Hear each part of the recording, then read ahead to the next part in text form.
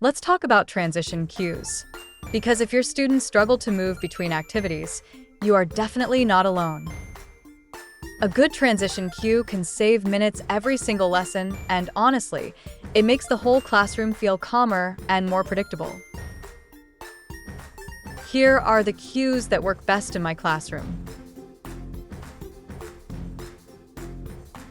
The first one is 3-2-1 freeze. It is simple, it's fast, and students instantly know it's time to stop. It works in every grade and is one of the easiest cues to introduce at the beginning of the year. In French Immersion, you can use the equivalent. Trois-deux-un, on arrête.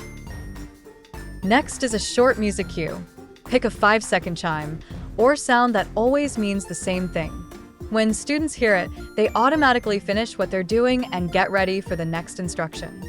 My favorite is a plug-in doorbell. I'll link it in the description. Music cues are so effective because they cut through the noise without you needing to raise your voice. Another cue that works really well, especially in primary, is hands on top. That means stop. It's fun, it's rhythmic, and kids love it. They tap their heads, pause, look at you, and it instantly resets the room. In French Immersion, you can use les mains sur la tête. Je m'arrête. Call and response cues also work great. Things like class and students reply yes, yes. Or ready to learn and students respond ready.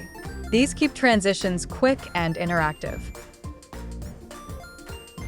In French Immersion, you can use prêt, prêt. And finally, a visual or auditory timer. A simple countdown on the board or a 1-minute sand timer helps students pace themselves and get ready without reminders. The key is consistency.